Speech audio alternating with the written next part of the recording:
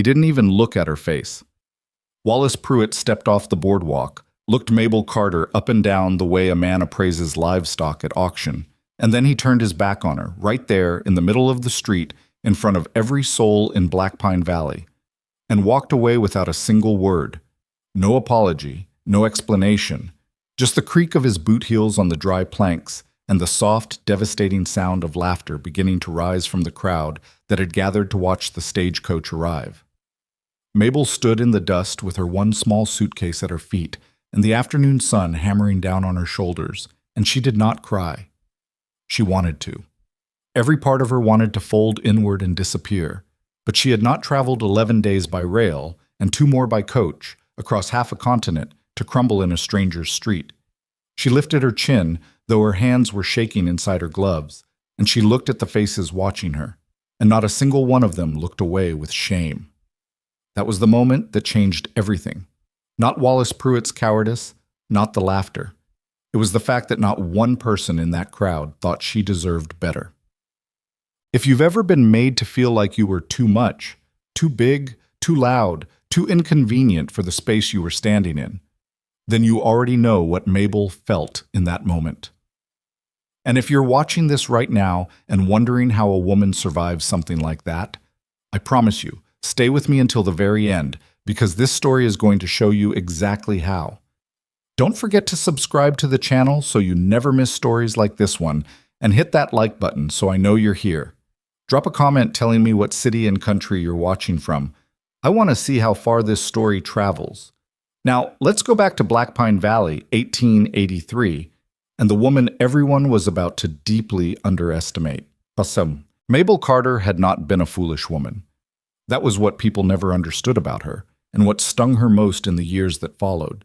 That the word foolish followed her the way a shadow follows a lantern, always there, always slightly behind her, impossible to outrun. She had been practical her entire life. She had been the kind of woman who kept a ledger, who wrote things down, who read the letters she received 3 and 4 times before she wrote back.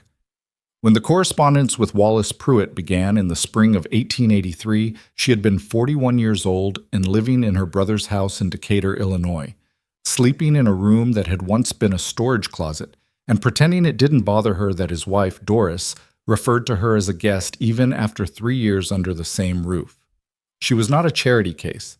She paid what she could from the money she earned taking in mending and alterations. Good work, careful work. The kind her mother had taught her with real patience and pride. Her fingers were always slightly calloused at the tips. Her back ached more mornings than not. And the thing she missed most in those years was not having a house of her own, or even her own bedroom. It was having a door she could close without feeling like she was hiding. Wallace Pruitt's first letter had arrived through a correspondence service she'd seen advertised in a women's periodical, one of those small, carefully worded notices that said something like, "Landowner in the Montana Territory, 47 years, seeks capable, dependable woman for partnership and matrimony." She had read it twice, told herself she wouldn't write, and then written back before supper. She was not proud of the speed of that decision, but she understood it. She had been waiting a long time. His letters were not romantic. That had actually reassured her. He wrote about the land, how many acres, how the water rights worked, how the soil was not ideal for corn, but did well enough with root vegetables and hay. He mentioned he had a hired man who came 3 days a week and a dog named Corporal who was getting on in years. He did not describe himself in flattering terms. He said he was plain-looking and not much for conversation, but that he was steady and that his place was clean and that he expected a woman who could manage herself. She had thought, I can do that. She had thought, this is real. She had been corresponding with him for 4 months when he sent the coach fare and the arrangement was made. She had packed 1 suitcase, deliberately, not out of poverty, but because she had learned a long time ago that traveling light meant fewer things for people to comment on. She had said goodbye to her brother, who hugged her with real feeling, and to Doris, who said, I hope it suits you, in the voice of a woman who had her doubts. And she had gone. The coach from the rail stop in Copperhead Junction to Black Pine Valley was 2 days of dust and bad roads, and the company of a young couple who slept against each other, and a dry goods salesman who talked too much about tariffs. Mabel spent most of both days looking out the window at a landscape she had never seen before. The flat of the prairie giving way to rougher country, darker hills, sky that felt wider than it had any right to be. And she had felt, for the first time in longer than she could remember, something that resembled hope without a qualifier attached to it. She had not dressed up for the arrival. She'd considered it, lying awake the last night in the Junction Hotel, and then decided against it, because if she was going to begin something true, she might as well begin it as herself. She wore her brown wool traveling dress, well made, properly fitted, not fine, but not shabby. And she pinned her hair up the way she always pinned it, not artfully, but neatly. She looked at herself in the small spotted mirror above the washstand and thought, "There you are. You'll do." She had not known that Wallace Pruitt had told people she was coming. She stepped out of the stagecoach into a street that had more eyes on it than she expected. That was the first thing she noticed. The quality of attention, the particular stillness that comes over a crowd that is waiting to see something. She had felt it before, at county fairs and church socials, and she knew what it meant. It meant she was the entertainment. Wallace Pruitt was standing at the edge of the street by the front rail of the general store, and she recognized him from the one photograph he had sent, rounder in the face than the photo suggested, with a thick dark mustache and the look of a man who had dressed with some care that morning. He was watching the coach, watching her climb down, and the thing that she saw happen in his face, she saw it clearly, she had spent a lifetime reading faces, was not cruelty. It was something worse. It was disappointment so total that it briefly erased everything else.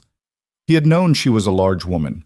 She had told him plainly in her second letter because she was not going to be dishonest about a thing that was immediately visible. She had written, "I am not small. I am stout in build, and I carry my weight evenly, and I am stronger than I look." He had written back and said it was of no consequence, that he needed someone capable and serious, not decorative. But standing in that street, watching his face, she understood that he had told himself something he didn't actually believe. He looked at her for perhaps 15 seconds. 15 seconds that she felt as distinctly as 15 separate small cuts. And then he turned, without a word, without a gesture of any kind, and walked away down the boardwalk toward the saloon at the end of the street. The laughter started in pieces. A boy near the water trough first. A short burst, quickly swallowed, but loud enough to give everyone else permission.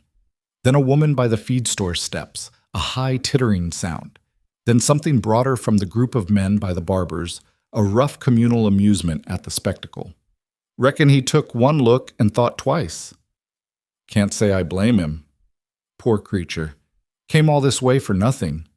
She heard it all. She was standing 3 feet from the coach with her suitcase in her hand, and she heard every word, and none of it was said quietly because nobody felt they needed to be quiet. She was not someone whose feelings were considered worth protecting. She set her suitcase down.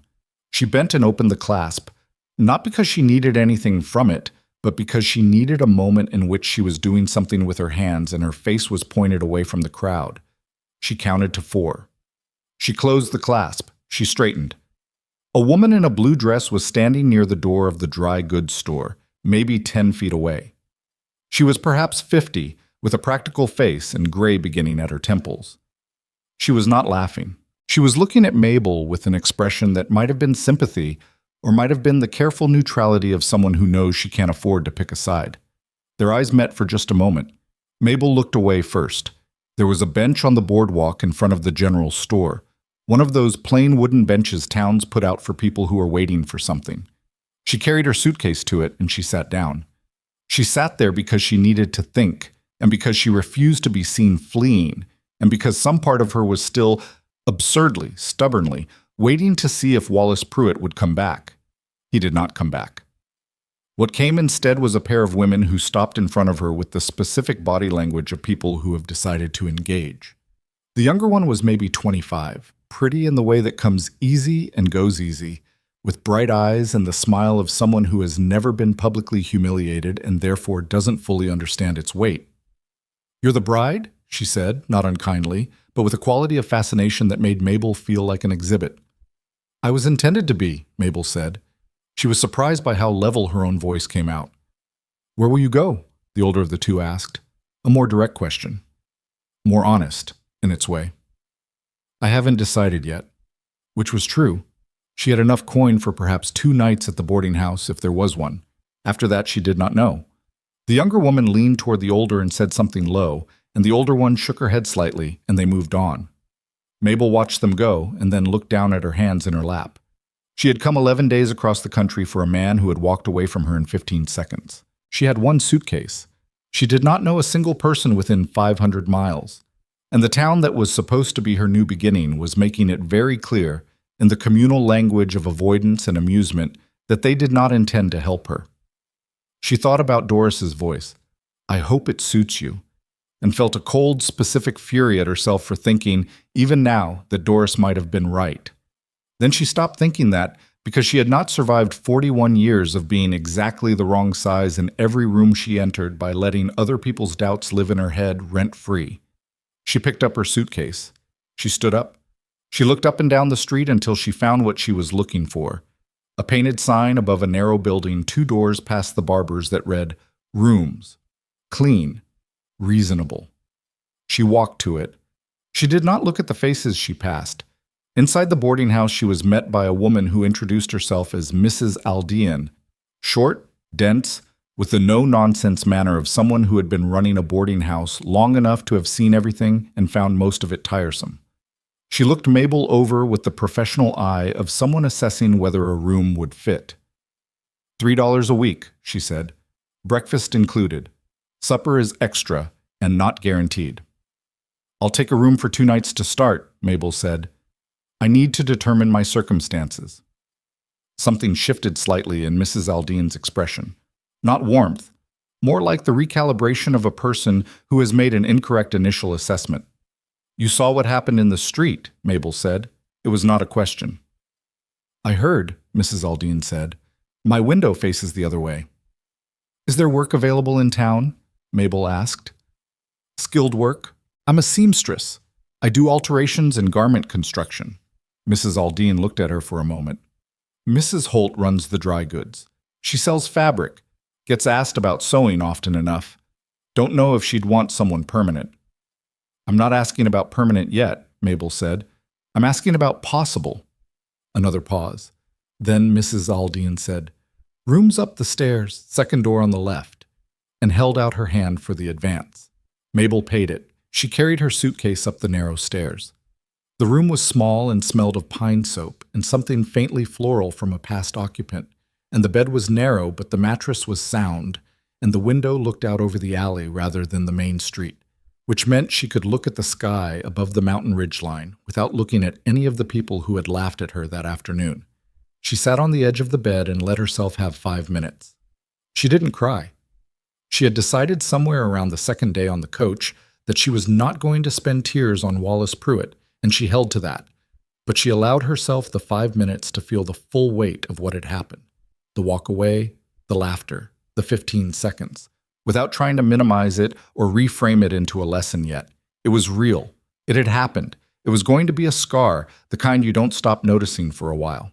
Then she stood up, unpacked what she needed for the night, and went downstairs to ask Mrs. Aldean if she could press her other dress before morning.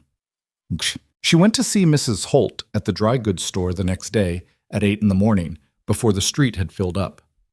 Mrs. Holt was a compact, precise woman in her mid-50s who clearly ran her business with the same energy she applied to everything else. Efficiently, without waste, with little patience for anything that didn't serve a purpose. She looked at Mabel the way people look at a job applicant when they already have someone in mind but are too polite to say so immediately. You're the woman from yesterday, Mrs. Holt said. I am, Mabel said. I'm also a seamstress with 18 years of experience in alteration work and custom garment construction. I've done everything from Sunday dresses to work trousers to wedding gowns, and I do not charge for my first fitting. She placed a folded piece of her own alterations work on the counter. A collar she had redone on the coach has something to do with her hands. That's my work. Mrs. Holt picked it up and looked at it. The pause went on long enough that Mabel felt her shoulders wanting to rise, and she kept them level by an act of will. I can't pay you regular wages, Mrs. Holt said finally, but I could set you up a corner to work from and take a percentage, 15% of what you make through the store. 20, Mabel said, and I bring my own equipment. Mrs. Holt looked at her again. 20, and you're here 3 days minimum. Done, Mabel said.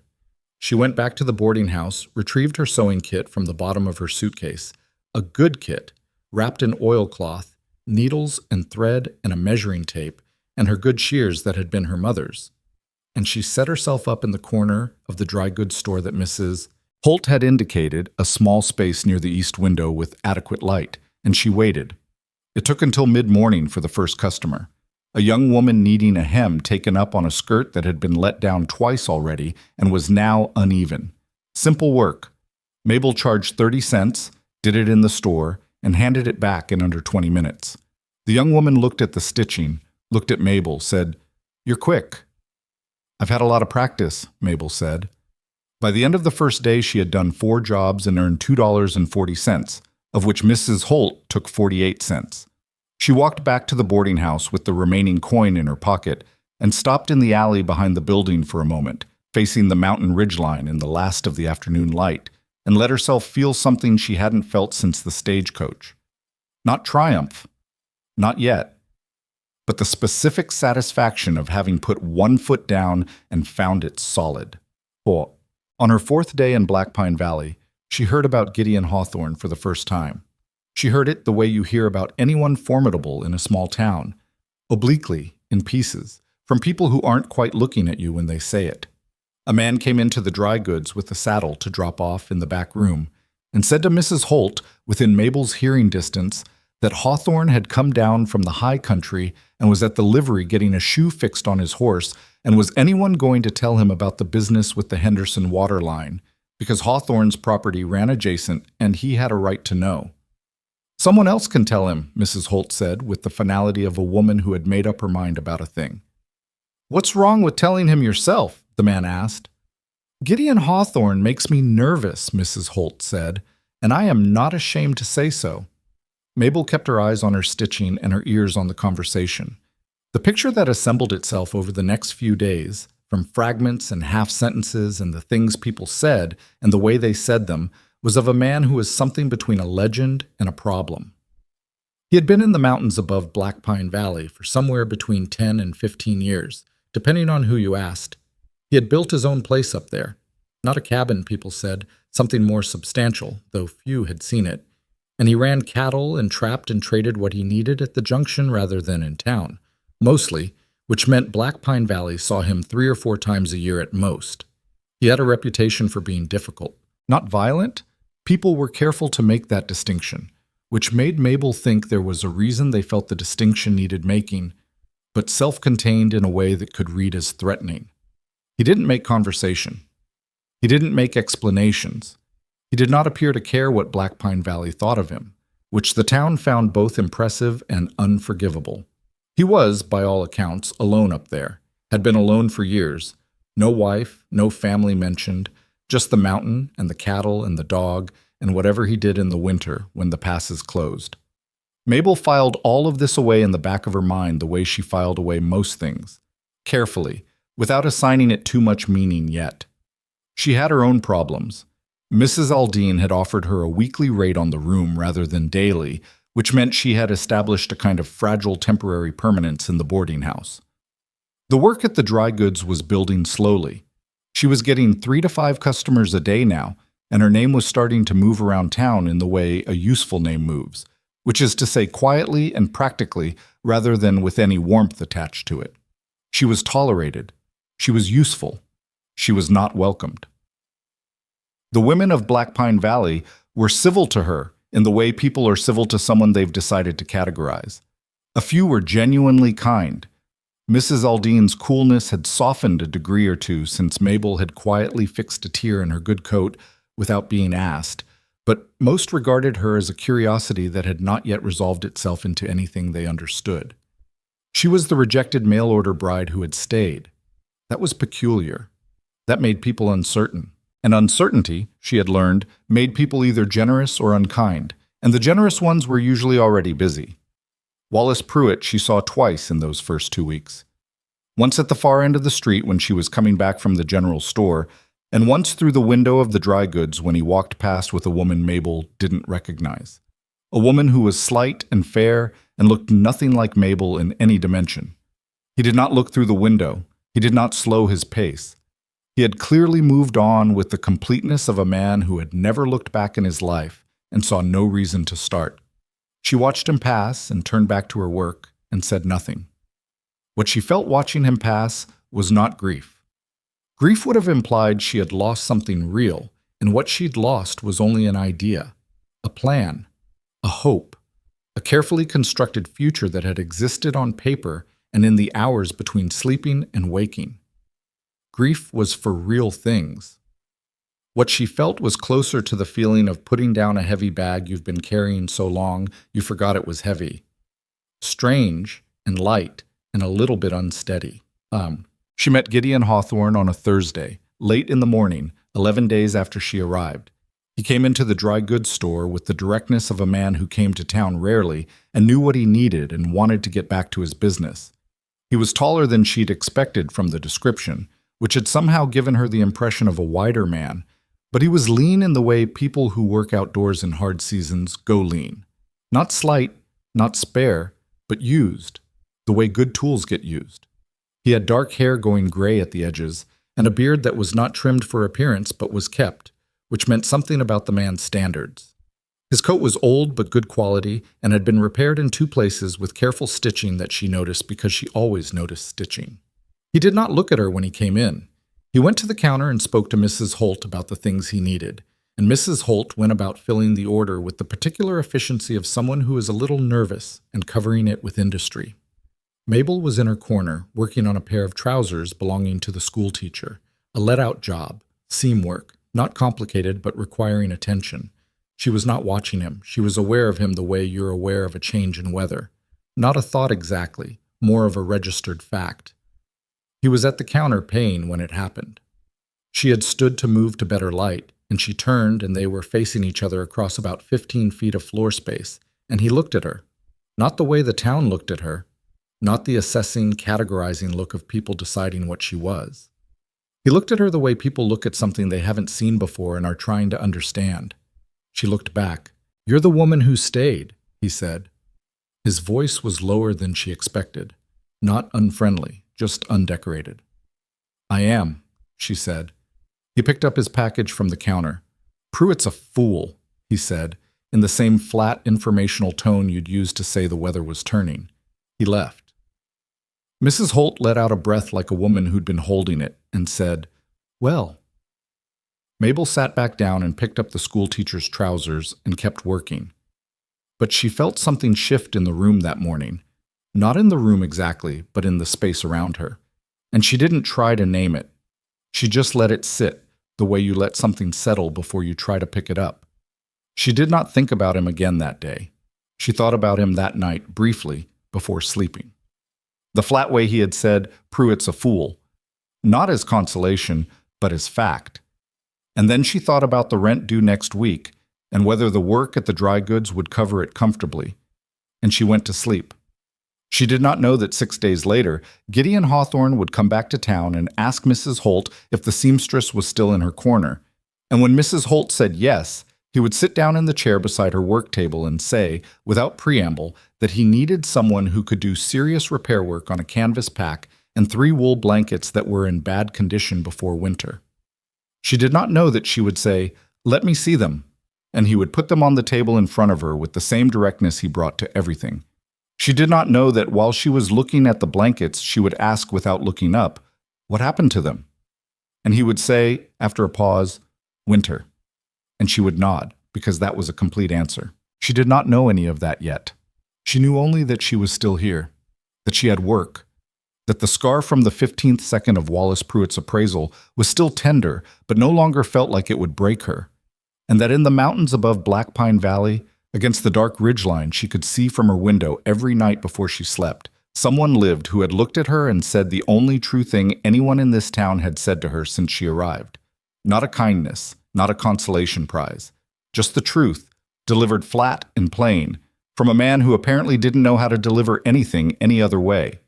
She found, to her own surprise, that it was enough, for now. The canvas pack took her 3 sessions to repair properly. Gideon had brought it in on that second visit along with the 3 wool blankets, and when she spread everything out on the work table in her corner of the dry goods store, she understood immediately why he'd said winter, as if that explained everything. Because it did. The canvas had been stressed past its seaming in 2 places, the kind of damage you get when something heavy and wet has been dragged rather than carried. And the blankets had a particular quality of deterioration that came from moisture getting in and not getting back out. She had seen it before on hunting gear her brother brought back from bad seasons. She did not tell Gideon all of this. She looked at the materials, she told him what she could fix and what she could not. The pack she could repair solidly. The worst blanket was past saving at the center. She could salvage the usable portions into a smaller piece, and she named a price that was fair without being generous. He said, "That's fine," the same way he seemed to say most things, as if the words were being allocated rather than offered. He came back for the finished work 4 days later and inspected it without praise and without criticism, which she was beginning to understand was his version of approval. He paid what she'd asked, plus 30 cents he put down separately on the table without comment. "That's more than we agreed," she said. "The blanket work was harder than you charged for," he said. "I could see it in the stitching." She looked at him. He was already picking up the pack. She said, "Thank you." He nodded. Not warmly, not coldly, just a nod. The kind that means acknowledged rather than you're welcome. And he went. Mrs. Holt appeared from behind a bolt of fabric with the expression of a woman who has been listening and is not embarrassed about it. "He's never come in twice in 2 weeks," she said. "Not in 12 years of knowing him." "He needed repairs done," Mabel said, and went back to work. But she kept the 30 cents separate in her coin purse for the rest of that week, without quite being able to say why. The weeks that followed had a rhythm to them that she had not expected to find in Black Pine Valley. Not comfort exactly, but pattern, which was almost the same thing. She was at the dry goods 4 days a week now, sometimes 5 when the work warranted it. Mrs. Holt had stopped treating her like a trial arrangement and started treating her like a fixture, which was a different thing and not without its complications, but was overall better. The customers had sorted themselves into the ones who came back and the ones who didn't, and the ones who came back were the ones whose business she wanted. The practical women who needed things made or remade to last, who valued her work for what it was, rather than commenting on it the way people comment on the work of someone they feel sorry for. The town's attitude toward her had shifted by degrees so small she couldn't have named when any individual shift happened, but the aggregate was real. She was no longer primarily the woman Pruitt left. She was becoming, gradually and without ceremony, the woman who sews, which was not triumphant, which did not require anyone to apologize. It was simply the slow replacement of one category with another, and she accepted it without making a production of it because she understood that the moment you acknowledge a town's charity, they start to resent giving it. She was not, however, under any illusion that she had been accepted. Accepted was a different thing. Accepted was being included when the women organized the Harvest Social, being consulted about things that had nothing to do with sewing. That hadn't happened. She thought it probably wouldn't happen quickly, if it happened at all. She was an outsider who had arrived in an embarrassing way and made herself useful, which earned tolerance, not belonging. She was clear-eyed about the distinction. She was also, if she was honest with herself, lonelier than she let on. She had established a habit of walking to the edge of town in the evenings, to the point where the main street ended and the road became a track that wound north toward the higher country. She went there ostensibly for air, genuinely, because she needed 20 minutes a day where no one could see her face. She would stand at the edge of that track and look up at the ridgeline against the darkening sky and think about nothing in particular or about everything, and then she would walk back. It was on one of those evenings, 3 weeks into her time in Black Pine Valley, that she saw Gideon Hawthorne coming down the road on his horse. He pulled up when he reached her, not with any evident surprise, just with the natural pause of a man who has encountered someone he recognizes. "Late to be standing in the road," he said. "I walk here in the evenings," she said. "I wasn't aware it was a restricted area." Something happened in his face that was not quite a smile, but was the precondition for one. "It's not," he said. He should have ridden on. She had given him enough conversational space to do so without awkwardness. But he sat on the horse for a moment and looked down the track he'd come from, and then he looked at her and he said, "You planning on staying in Black Pine Valley?" She considered the question seriously. "I don't know, Oz," she said. "I haven't decided what else to do. The work is building." "The work?" he repeated, as if he were filing that away. "Is there something particular prompting the question?" she asked. "People talk," he said, with the specific brevity of a man reporting a fact he finds tiresome but relevant. "What do they say?" "That you're making the best of a bad situation." He said it without any particular inflection. "Some of them mean it admirably. Some of them mean it as a limit. Like you'll eventually go back where you came from once you've recovered your dignity." She had known this. Hearing it from him, stated plainly, was different from knowing it. She stood with it for a moment. "And what do you think?" He looked at her with an expression that was harder to read than she'd expected, for a man whose face was generally not difficult. "I think you'd already be gone if you were going," he said. He touched the brim of his hat, the abbreviated courtesy of a man who observes the forms without investing in them, and rode on into town. She stood at the edge of the road after he'd passed and thought about what he'd said and whether she agreed with it, and decided that she did, and that agreeing with it meant something she hadn't been ready to name until just now. She was staying, not because Black Pine Valley had given her anything, not because the situation had resolved into something comfortable, but because leaving would mean going back, and going back meant Doris's voice and the storage closet room and the slow suffocation of a life lived in someone else's margins. And because she had put her hand down on the table in this town and found it solid, and she was not going to walk away from solid ground just because the people standing on it were still deciding whether she was worth the space. She walked back through town with a different quality to her step, and she noticed it and thought, "Good." The trouble with the Henderson waterline started becoming visible to her in the second week of October. In the pieces of conversation she was collecting the way she collected everything, quietly, without appearing to listen. The Hendersons were a family who had been in Black Pine Valley for 2 generations, which gave them a particular kind of social weight that recent arrivals couldn't buy. The current Henderson, Warren, 50-ish, with the self-possessed ease of a man who had never had to introduce himself because everyone already knew him, was the kind of person around whom other people adjusted their behavior without quite realizing they were doing it. He ran cattle on the East Flat and had a finger in several other enterprises and was, by the general consensus of the town, a man whose goodwill was useful and whose displeasure was to be avoided. What she began to hear, in fragments, was that there was a dispute about water access, specifically about a line that had been run from the creek on the north property boundary, which crossed 3 parcels before it reached the Henderson land. 2 of those 3 parcels were small operations that had been there for years. The third, the one that mattered, the one that appeared to be at the center of whatever was happening, was a section of the Hawthorne property at the lower mountain boundary. She heard the word easement several times without enough context to understand what was being asserted. She heard survey twice, once from a man at the dry goods and once from the barber's customer she could see through the window. She heard Warren Henderson's name in relation to a document that had been filed at the county seat and that several people seemed uncertain about. She filed it all away and said nothing because it was not her business. Until Gideon came in the following Tuesday. He came in without the canvas pack and without blankets and without anything to repair. He stood in the doorway for a moment with the look of a man who has decided to do something and is going through with the decision but hasn't made his peace with it. Then he crossed the floor and sat down in the chair beside her work table, the chair she had come to think of, without saying so, as something between a consultation chair and an afterthought, and he put his hat on his knee and looked at her. "You hear well," he said, not accusatory, just observational. "I sit in a corner all day," she said. "People talk around me the way they talk around furniture." He accepted this. "Then you've probably heard about the water easement." "Pieces of it," she said. She set down her work and looked at him properly. Not enough to understand the whole of it. He told her. It was not a long telling.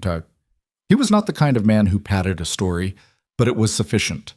The water line had been run across his lower boundary property by an agreement made 20 years ago between the previous owner of his parcel and the previous Henderson, a verbal agreement, nothing written, of the kind that were common enough in that era and that era's understanding of neighborliness.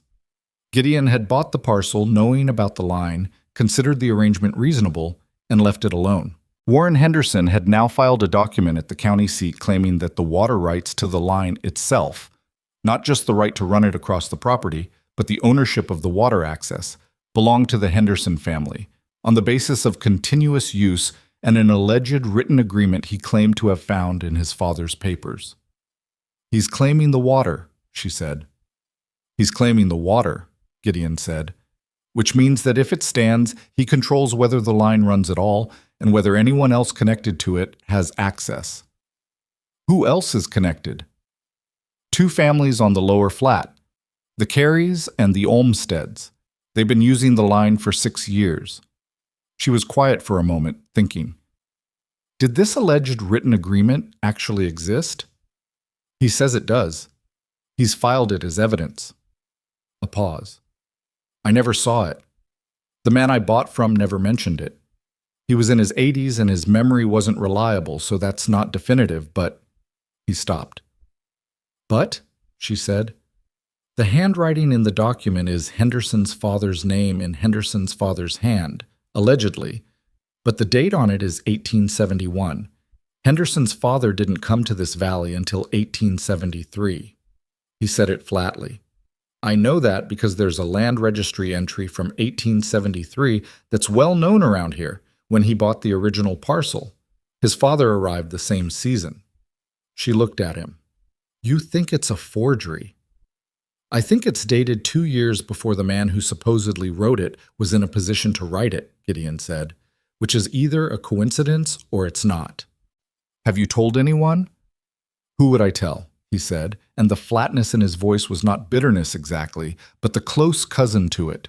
The voice of a man who has spent enough time outside a community to have a realistic assessment of what that community will do when asked to act against a powerful member's interests. She understood. She also understood why he was sitting in her chair. You're telling me, she said. You have a clear head, he said, and you don't owe Warren Henderson anything. She thought about this. I don't know land law, she said. Neither do I, he said, but you know documents. She looked at him steadily. What makes you say that? The way you read the repair work before you start, he said. You understand what things are supposed to look like. When they're wrong. She did not say anything for a moment. Then she said, I'd need to see the document. It's filed at the county, he said. It's a public record. Anyone can request a copy. Can you get a copy? Henderson would know I'd requested it within a day, Gideon said. He has friends at the county seat. She picked up her needle and thread again, not because she intended to sew, but because she needed something in her hands. She looked down at the fabric in her lap and thought about Wallace Pruitt walking away and this town making up its mind about her in 15 seconds. And she thought about a document with a date that couldn't be right, and 2 families on the lower flat who used a water line they were about to lose because a rich man wanted more than he had. I'll request it, she said. He looked at her. Something shifted in his face. Not gratitude exactly, which would have been too soft a word for what she saw there, but something in that family, a kind of recognition. You understand what you'd be stepping into, he said. I understand that Warren Henderson is well liked in this town, and I am not, she said. I also understand that I am already the woman everyone's waiting to fail, so there is very little additional risk to me. He was quiet for a moment. Then he said, That's a cold way to look at it. It's an accurate way to look at it, she said. I found accurate is more useful than comfortable. She looked up at him. I'll send for the copy at the end of the week. If the date discrepancy is as clear as you're saying, it should be visible. He nodded. He picked up his hat and turned it once in his hands, a gesture she was beginning to recognize as something he did when he was processing rather than when he was uncertain, which were different states. Then he said, I want to be clear about something. She waited. I'm not asking you to do this because you have nothing to lose, he said. I'm asking you because you're the only person I've talked to in this valley in the last 3 years who gave me a straight answer when I asked a straight question. She held his gaze for a moment. "All right," she said. He stood. He put his hat on. He crossed to the door, and then he stopped with his hand on the frame and said, without turning, "Whatever happens with the document, it doesn't change anything about the repair work if you're worried about that." She had not been worried about that, but she understood why he'd said it. She said, "I know." He left. Mrs. Holt materialized from somewhere behind the fabric bolts and stood at the edge of Mabel's corner with her arms folded and an expression on her face that Mabel had not seen directed at her before, something between respect and alarm. "You know who Warren Henderson is?" Mrs. Holt said. "I have a general picture," Mabel said. "He came into this store last spring and told me my prices were getting above themselves," Mrs. Holt said. "This store that my husband built and that I have run for 14 years. He said it the way you'd correct a child." She paused. I smiled and said I'd consider it. Mabel looked at her. "What are you telling me?" Mrs. Holt was quiet for a moment. "I'm telling you," she said finally, "that my husband, before he died, kept very careful records about this town, about land transactions, and who said what to whom and when. I've never looked through most of them because I didn't see the point." "Would you be willing to look now?" Mabel asked. Mrs. Holt picked up a bolt of fabric that didn't need moving and moved it. "I'll look," she said. "I'm not promising anything." "That's all I'm asking," Mabel said. She sent for the county record copy that Friday. She wrote the request letter at the small desk in her room at the boarding house, late at night by lamplight, in her careful, precise hand. She was aware, writing it, that this was a line, that once the request went in, it was in, and whatever came of it came of her name. She wrote the letter anyway, sealed it, and walked it to the mail herself before she could spend too much time reconsidering. The response took 8 days. 8 days during which nothing outward changed, though the town, as it always did, had an ambient awareness that something was in motion. She couldn't have said how they knew. But on the 4th day, a man she didn't recognize came into the dry goods and looked around the store in the slow, deliberate way of someone who is not looking for merchandise. And on the 6th day, Warren Henderson himself stopped in for the first time since she'd been working there. He bought a spool of thread. He made conversation with Mrs. Holt about the weather and the road conditions. And on his way out, he paused by Mabel's corner and looked at her work table with the idle interest of a man who has seen it all before. And he said pleasantly, "Settling in well, I hear." "Well enough," she said without looking up. "Good," he said. "It's a good town for people who understand their place in it." She looked up then. He was smiling. It was a complete, warm, comfortable smile, the smile of a man who has never had reason to develop a different one. "Thank you," she said, and let him read whatever he liked into it. He left. She breathed out slowly through her nose and picked up her shears and made a cut she'd been lining up for 5 minutes. Mrs. Holt came around from behind the counter and stood close enough to speak quietly. "He knows you requested the record," she said. "I assumed," Mabel said. "He's not a man who does things directly," Mrs. Holt said. "That's what you need to understand. He doesn't confront. He arranges." Mabel thought about the way he'd said their place in it. "I know the type," she said. The county record arrived on a Tuesday in a sealed envelope that the mail carrier handed to her at the dry goods with the slightly heightened attention of a man who knew what he was carrying was interesting. She thanked him without expression and put it in her work bag and did not open it until she was in her room that night with the lamp turned up. The document was a copy, clearly made by a county clerk, neat, official, with the certification stamp at the bottom. She read it through once for content and then again for form. The text was what Gideon had described, a water rights agreement, signed with the name Elias Henderson, dated June 12, 1871. She looked at the handwriting for a long time. Then she looked at the date again. Then she took out the small magnifying glass she used for fine needlework, the one her mother had given her, and she looked at the document very carefully in the light of her lamp. The ink in the date line was not identical to the ink in the body of the document. The body of the document used a slightly warmer tone, older, faded in the way ink fades when it sits for 20 years. The date line was darker, not dramatically darker, not obvious at a glance, but there it was. And there was something else. In the upper right corner of the document, where the paper had been folded and refolded, the crease lines did not align with the age the paper was claiming. She had handled enough old fabric to understand how materials aged under stress. The paper's wear pattern was wrong. Not impossible, but wrong.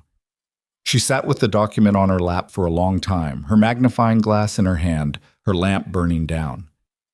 Then she got up, wrapped the document carefully in a clean piece of cloth from her sewing kit, put it in the bottom of her bag, and went to bed. She lay in the dark and looked at the ceiling and listened to the wind from the mountain, which had been picking up for 3 days in the way that meant serious weather was building somewhere behind the ridgeline, and she thought about what she was going to do with what she'd found and what it was going to cost, and whether she was prepared to pay it. She already knew the answer. She had known it since she'd written the letter. She was just giving herself the night to be honest about the fear before she set it aside in the morning and got on with the work. She went to see Gideon the next morning. She had not planned to go immediately. She had thought she would wait, think it through another day, find a way to send word that didn't require her to ride up into the high country on a borrowed horse for the first time in her life. But when she woke in the gray pre-dawn and lay listening to the wind working at the boarding house eaves, she understood that waiting was its own kind of decision, and that Warren Henderson was not the kind of man who waited when he felt something moving against him. She arranged for the horse through Mrs. Aldean's nephew, who ran a small livery operation out of a lean-to behind the main stable. He was 17 and did not ask questions, which she appreciated. The horse he gave her was a brown mare of middle age and unexcitable temperament, and she paid for a half-day rental and tied her bag across the saddle with the careful knot her brother had taught her when she was 12 years old. She had not ridden regularly in years. Her body reminded her of this within the first half-mile, a set of complaints from her back and hips that she acknowledged and set aside. The road north out of town was the same track she walked in the evenings, and it was familiar to her in the early sections, the bend past the old fence post, the place where the soil went darker for no visible reason. And then it became unfamiliar as it climbed, narrowing and steepening, the mountain pressing in from the left side and falling away on the right into a draw that was filling with morning shadow. Gideon had told her once, in one of the matter-of-fact conversational exchanges she'd begun to think of as his characteristic mode, that his property started at the second creek crossing and ran up the slope from there. She found the second crossing easily enough, a flat ford with good stone footing, and after that the track became something more like a suggestion than a road, but the mare seemed to know where she was going, and Mabel let her pick her own pace. The house came into view as she crested a long, gradual rise, and she understood immediately why people who described it had never quite agreed on what it was. It was larger than a cabin and not quite a proper house. A long structure, added onto in stages the way things get added onto when one person builds according to need rather than plan. The logs were chinked neatly, the roof was sound, and there was a separate outbuilding to the north that had the look of a workshop. A dog of indeterminate brown coloration stood up from the porch and regarded her with the measured interest of an animal that has learned to assess before reacting. That would be Corporal. Older now than when the letters had described him, slower on his feet, but clearly still in command of his own opinion. She dismounted at the fence line because it seemed like the correct thing to do, and because her back made further riding inadvisable. She tied the mare and walked toward the porch, and Corporal watched her come and decided, apparently, that she was acceptable because he lay back down. Gideon came out of the house before she reached the steps. He had clearly been working. His sleeves were rolled, and there was something dark on his right forearm that might have been grease from machinery. He looked at her, and then at the horse, and then back at her with the expression of a man recalibrating his morning. "I found something in the document," she said. She did not offer a greeting because he would not have wanted one, and because the ride had cost her some of her social patience. "I thought it shouldn't wait." He stepped aside and held the door. The interior was what she had expected from the exterior. Functional, spare, lived in by someone who had strong opinions about where things should be and no interest in decoration. A large table dominated the main room, covered in what appeared to be land maps, loose papers, and tools in a state of organized disorder. The stove was going, and the room was warm after the cold of the ride. She took the wrapped document from her bag and laid it on the cleared end of the table. She explained what she had found: the ink variants, the fold lines, the date. She was careful to be precise and to not overstate. She was not a document examiner. She could not testify to forgery in any official capacity, but she had handled enough materials in her life to recognize when something was not as old as it claimed to be. He listened without interrupting. He looked at the document where she pointed. He picked up his own magnifying glass. She noted with a private, dry amusement that he had one, pushed to the back of the table, of similar quality to hers, and he looked at the ink difference himself. After a long moment, he set the glass down. "How certain are you?" "Certain enough to act on it," she said. "Not certain enough to swear to it without a second opinion." "Who could give a second opinion?" "I don't know this county," she said, "but I know what we need. We need someone who handles documents professionally, a lawyer, preferably, or a clerk who's worked with historical records long enough to know what age looks like on paper." She paused. "Does Black Pine Valley have a lawyer?" "There's a man named Garrett who does contracts and land transfers," Gideon said. "He works out of Copperhead Junction mostly. Comes here once a month." He looked at the document again. "He's done work for Henderson." "Then we need someone else," she said. He moved to the stove and poured coffee into 2 cups without asking, which she chose to read as a mark of comfort rather than presumption, and set one in front of her. She wrapped her hands around it because the ride had left her cold in the way cold settles into a person who isn't accustomed to extended mountain air. "There's a county land office in Harwick," he said. Harwick was the county seat, 2 days' ride east. "They have examiners, people whose job is to review documents and disputes." He looked at the coffee in his cup. "I've never had reason to go there." "You have reason now," she said. "But if you go, Henderson will know within a day, as you said. He has connections at the county level." She turned the cup in her hands. "What about someone independent? Someone whose opinion Henderson couldn't easily dismiss or suppress?" He was quiet for a moment. Then he said, "There's a retired federal land surveyor living in Millhaven, about 40 miles west. His name is Cyrus Brand. He came through here years ago when there was a boundary dispute on the eastern parcels. Straight man, sharp. He's got no connection to Henderson that I know of." "Would he come?" "He might," Gideon said, "for the right reason." "What's the right reason for a retired surveyor?" "He spent 30 years watching people get robbed of land through paperwork," Gideon said. "He didn't retire because he stopped caring. He retired because his knees gave out." He set his cup down. "I could ride to Millhaven." "How long?" 2 days there and back if the weather holds."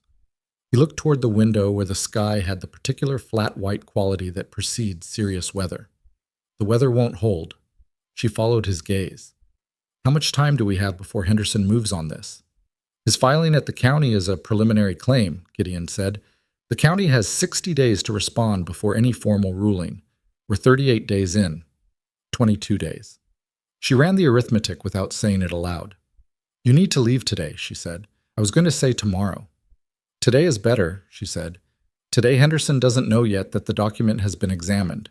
Tomorrow he might." He looked at her for a moment. She could see him deciding, not about whether she was right, she could tell from his face that she was, but about something else, something he was working out internally. Then he said, "While I'm gone, you'll be more visible on this than you already are." "I understand that," she said. "He'll know the examination came from you." "He probably already suspects it," she said.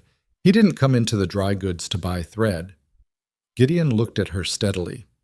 "I'm telling you because I want to be clear about what you'd be walking into, not to discourage you." "I know," she said. "I told you last week. There's very little additional risk to me." "That was last week," he said. "This is a different level." She looked back at him with the same steadiness. "Mr. Hawthorne, I came to this town with 1 suitcase and no plan, and a man walked away from me in the main street, and the entire population watched. I have survived 11 weeks in a town that was deciding what category to put me in. I am not asking you to protect me from this. I am asking you to ride to Millhaven today." He was quiet for a long moment. Then he said, "The Careys and the Olmsteads need to know what's happening." "I'll tell them," she said, "if you tell me how to find them." He described the locations. She memorized them, the way she memorized useful things, thoroughly and without writing it down, because writing things down was only useful if you could guarantee the paper stayed safe. He told her what she should say and what she should not say, and she listened and then told him 2 of his suggested cautions were unnecessary and 1 was well taken, and he accepted this with the expression of a man who is not accustomed to being corrected. and is deciding whether to be annoyed about it. He apparently decided against it. She left before he did. He needed to pack for the ride and see to the animals, and she needed to get back to town before her absence became its own kind of news. She rode back down the mountain with a mind that was working on several things simultaneously: the Careys, the Olmsteads, Mrs. Holt's husband's records, and the question of Warren Henderson's next move and when it would come. It came sooner than she expected. She was back at the dry goods by mid-morning, and at 11:30 a man came in whom she recognized from Henderson's periphery. One of the men she'd seen talking with him outside the feed store. A lean, quiet man with the face of someone who does things for other people. He browsed the store's goods with minimal conviction and eventually stopped at her corner. "Mr. Henderson was wondering," he said pleasantly, not looking at her but at a bolt of dark wool on the shelf beside her, "if you'd found everything you needed in town, whether you were comfortable." She kept her eyes on her work. "I'm very comfortable, thank you." "He's a generous man," the man said. "He likes to make sure people new to the area feel looked after." "That's kind of him," she said. "He also mentioned," the man said, still pleasantly, "that he'd heard you were taking an interest in some local property matters. He wanted to be sure you understood that land disputes can get complicated for people who don't have deep roots here. It can make an already uncertain situation more uncertain." She finished the stitch she was on and knotted it cleanly before she looked up. "Please tell Mr. Henderson I appreciate his concern," she said, "and that I take very good care of my own situation." The man looked at her directly for the first time. There was an assessment in it that was not hostile exactly, but that was the opposite of friendly. "He'll want to know you got the message. He'll want to know," she said, "that I'm a woman who sews for a living and has no involvement in property disputes beyond a professional curiosity about paperwork." She looked back down. "Which is the truth." He left. Mrs. Holt came to her corner as soon as the door closed and said, in a voice slightly tighter than usual, "That's Tom Briggs. He runs Henderson's errands." "I thought it might be something like that," Mabel said. "Mabel," Mrs. Holt paused, which was unusual for her.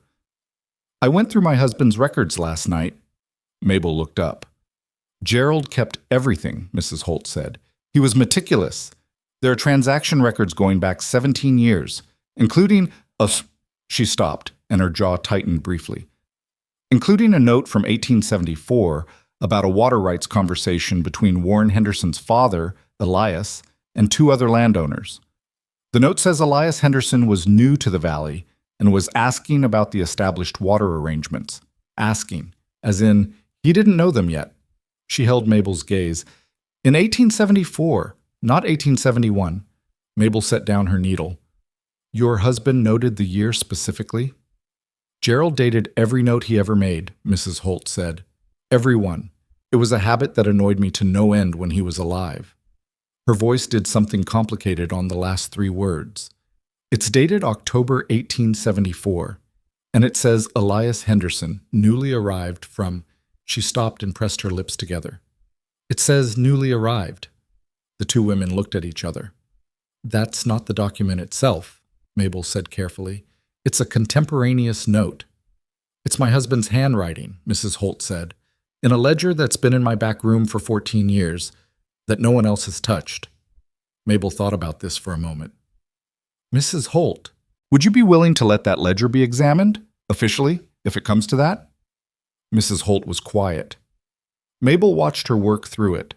The cost, the exposure, the specific vulnerability of a woman alone who runs a business in a town where Warren Henderson came in to tell her her prices were getting above themselves. "Gerald would have wanted it used," she said finally. "He wrote it down because he believed things should be on record." She straightened. "Yes, if it comes to that." Mabel went to see the Careys that afternoon. Their place was south of town, a small operation, cattle and a kitchen garden and a well that connected to the water line in question. The Carey who came to the door was a woman of about 60, sturdy and cautious, with the look of someone who has been worried for a while and is practiced at not showing it. Mabel told her what she knew, carefully, without overstating the document findings. She told her there was someone looking into the question of the date discrepancy. She told her nothing was resolved, and that she was not making promises. Mrs. Carey listened through the whole of it without interrupting. When Mabel finished, she said, "My husband talked to Henderson 2 weeks ago.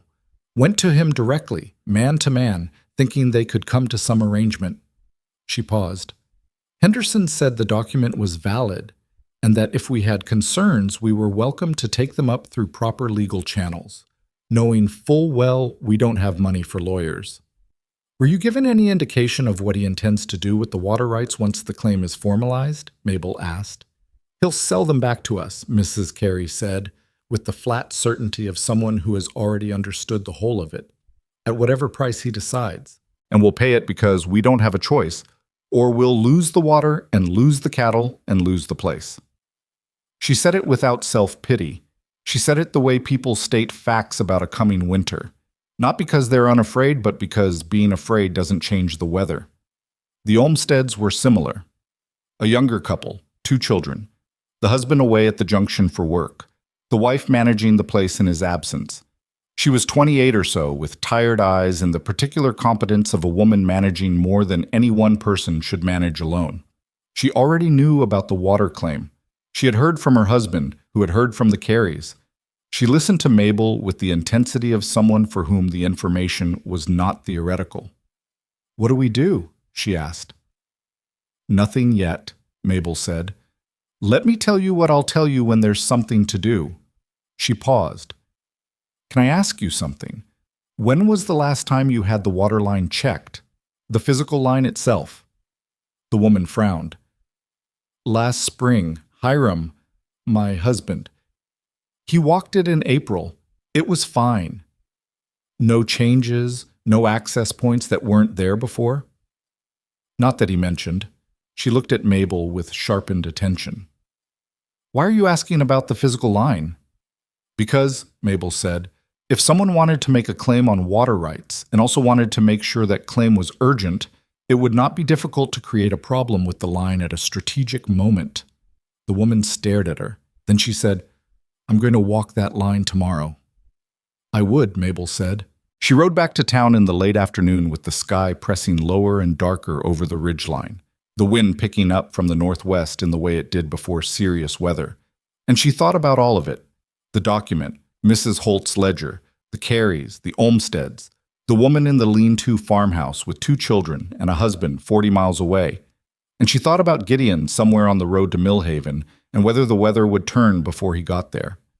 She thought about Warren Henderson's comfortable smile. She thought about the word arrangements and how a man who knew how to arrange things could make them very difficult for people who hadn't seen the arrangement coming. She had 3 days before the first real trouble arrived. She used them carefully. On the first day, she wrote a letter to a contact in Decatur, a man named Forsyth who had done legal work for her brother over the years, and who she trusted, if not with her life, then with a careful, factual description of a situation that required his opinion on whether the kind of document variance she had described constituted grounds for a formal fraud claim, and what the procedure for making such a claim would look like, and how long it would take. She was careful not to name names. She asked him to reply quickly. On the second day, she repaired a coat for Mrs. Olmstead's husband, who had come back from the junction and stopped in himself. A solid, worried man with the manner of someone who understands that the women in his life have been handling things while he was gone and is not sure whether to be grateful or ashamed. He looked at Mabel steadily and said, "My wife says you walked the water line with her." "She invited me along," Mabel said. "She said you know what you're doing." He paused. "Do you?" She thought about how to answer that honestly. "I know enough to ask the right questions," she said. "I'm working with people who know more than I do." She looked at him. "Is the line intact?" He nodded, but something in his face said there was more. "There's a valve we didn't put in," he said quietly. "At the upper section, recent, a shut-off valve. You put something like that in, you control whether the water runs or not from outside the property." He set his jaw. "That valve wasn't there in April." She looked at him. "Did you remove it?" "My wife wanted to," he said. "I told her to leave it and tell someone first." "Good call," she said. "Leave it. It's evidence." He looked at her with the expression of a man who has made the decision to trust someone he doesn't know well and is uneasy about it but has run out of other options. All right, he said. On the third day, Warren Henderson stopped her in the street, not in the dry goods, not through Tom Briggs, himself in the open, on the main street, in the late morning when there were people on the boardwalks and the encounter would be visible to anyone who cared to watch. He came up beside her as she was walking from the boarding house to the dry goods and fell into step with the ease of a man who expects the world to accommodate his pace. "Mrs. Carter," he said pleasantly, using her name, which he had taken the trouble to learn. She stopped and turned to face him, because she was not going to be walked alongside like an afterthought. Mr. Henderson. He was an imposing man in person, not in the way that comes from size or physical threat, but in the way that comes from a lifetime of being right, from the particular ease of someone who has never looked at a room and wondered if there was a place for him in it. He looked at her with the polite, slightly amused attention of a man having a conversation he expects to be brief. "I understand you've been asking questions around town about some property matters," he said. "I've been having conversations," she said. "People in this town are friendly." She watched his face for a reaction and found what she expected, a very slight adjustment behind the pleasantness. Not anger. Recalibration. "Property law in this territory can be complicated," he said, "for someone new to the area. The history goes back a long way." "Longer than some people think," she said. A pause. She watched him decide how to read that. She had made it ambiguous on purpose. He could take it as agreement, or he could take it as something else, and she was curious which way he'd go. He chose pleasant, which she had suspected he would. "I have always believed in people knowing their place in a community," he said, "not as a hierarchy, as a support structure. People know what they're good at. They stay in their lane. It works well." "I'm a seamstress," she said. "I stay in my lane. I'm very focused." "That's good," he said. "A focused woman." He nodded, half to her and half to some private thought. "If you ever need anything in this town, Mrs. Carter, I hope you'll come to me. I have a great deal of influence here. I use it to help people who are good neighbors." The last two words were said pleasantly and meant something entirely other than pleasant. She met his eyes. "I appreciate that," she said. "Good morning, Mr. Henderson." She walked on. She felt him watching her back for approximately half a block, and she did not adjust her pace or look back. And she got to the dry goods and went inside and stood in her corner for a moment, hands flat on the work table, and breathed. Mrs. Holt appeared. "I saw from the window," she said. "He's decided to try the direct approach," Mabel said. "He's decided you're real," Mrs. Holt said, which was more precise. She was right, and Mabel knew it. Before, she had been a potential inconvenience. Now she was an actual one. The difference mattered, and the time it bought her was shrinking. Gideon came back on the 5th day, 2 days later than she'd expected, in the kind of weather that explained the delay, a sustained hard blow that had knocked several signs off the boardwalk storefronts and driven everyone who didn't need to be outside firmly indoors.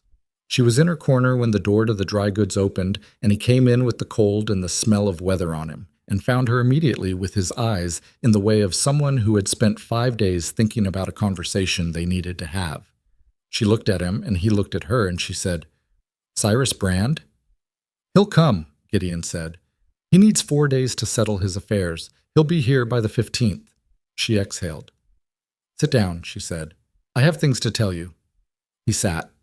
She told him about Mrs. Holt's ledger, about the Olmsted's valve, about Henderson in the street and the word arrangements and what she thought it meant, and she told him about the letter to Forsyth in Decatur and what she'd asked for.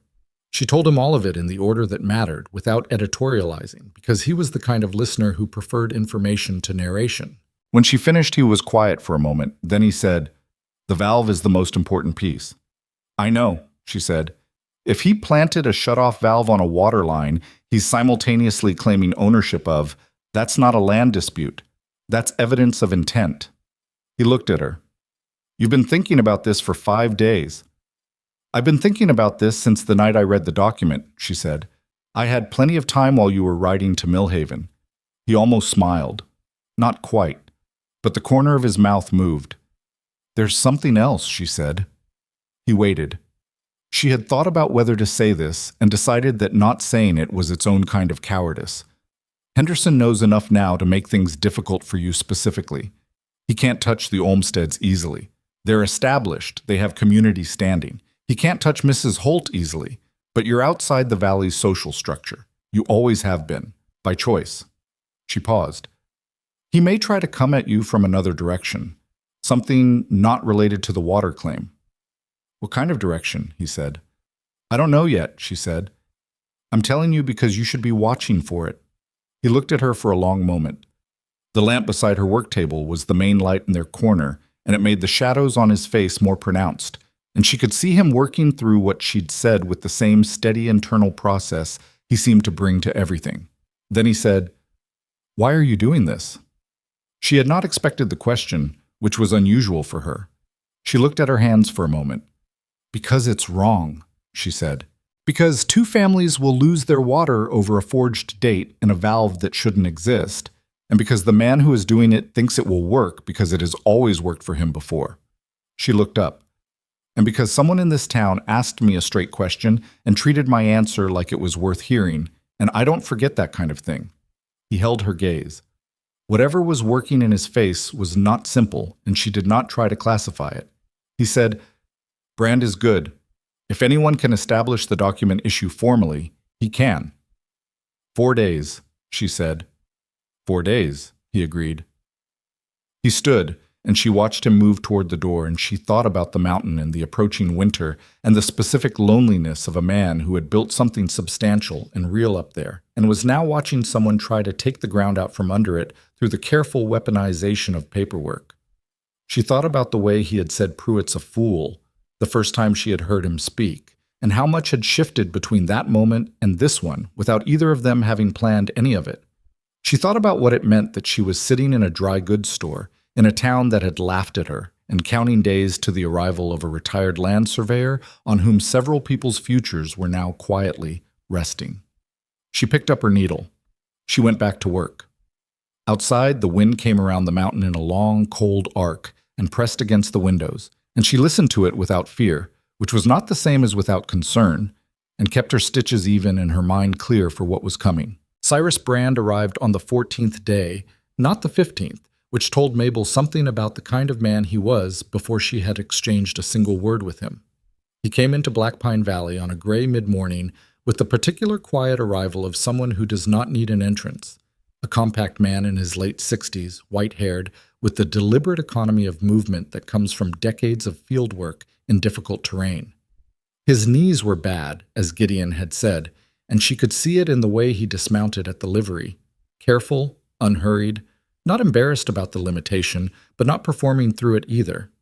He carried a leather satchel that was clearly the most important thing he owned, worn dark at the handles and clasps, the kind of bag that has been opened and closed 10,000 times and knows how to stay shut. Gideon met him at the livery. Mabel watched from the window of the dry goods and did not go out because this was not the moment for introductions in the open street. She had learned, in the 2 weeks since the water claim had become the organizing fact of her life in Black Pine Valley, to think carefully about who saw what and when. They came to the dry goods an hour later.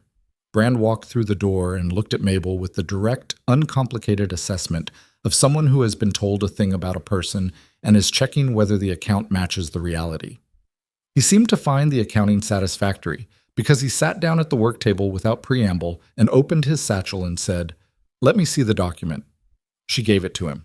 She had kept it wrapped in the oilcloth in the bottom of her bag for 2 weeks, taking it out only to look at specific elements when a new question occurred to her. She unwrapped it now and placed it flat on the table and stepped back. Brand took out a small set of examination tools from his satchel, a glass of higher magnification than hers, a flat steel rule, 2 items she didn't recognize immediately but understood to be for measuring paper composition, and he worked in silence. He did not narrate what he was seeing. He worked with the complete inward focus of someone who is not performing expertise but simply using it, which she had always found more reassuring than any amount of explanation. She went back to her sewing.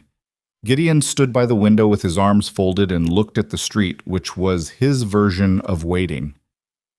After 20 minutes, Brand said, 2 inks.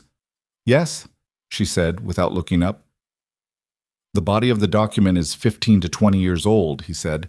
"The dateline is significantly less. My estimate is 3 to 5 years." He looked up from the document. The paper itself is old. Correct period. Someone sourced paper from the right era and wrote the date on it recently. Can you state that formally? Gideon asked from the window. I can write a formal examination report, signed and sealed, that gives my professional findings, Brand said. I've done 300 of them in 30 years. They've held up in federal court. He looked at the document. What else do you have? Mabel told him about Mrs. Holt's ledger. He asked to see it, and she sent for Mrs. Holt, who came from the back of the store with the ledger under her arm and the expression of a woman who has made a decision she is not entirely comfortable with and has made it anyway. She handed it to Brand with the specific care of someone handing over a thing that has personal weight, not just evidentiary weight. Brand read the entry 3 times. He asked Mrs. Holt 4 questions. When the ledger was started, whether any pages had been removed or added, whether her husband had ever shown it to anyone, whether the date system was consistent throughout. She answered all 4 clearly and without embellishment, which Mabel could see Brand appreciated. This is strong corroborating material, he said. Not standalone evidence, but in conjunction with the document examination, it builds a picture. He set the ledger down carefully.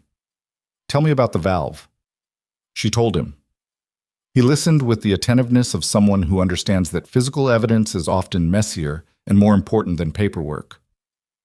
When she finished, he said, the valve needs to be documented before it disappears.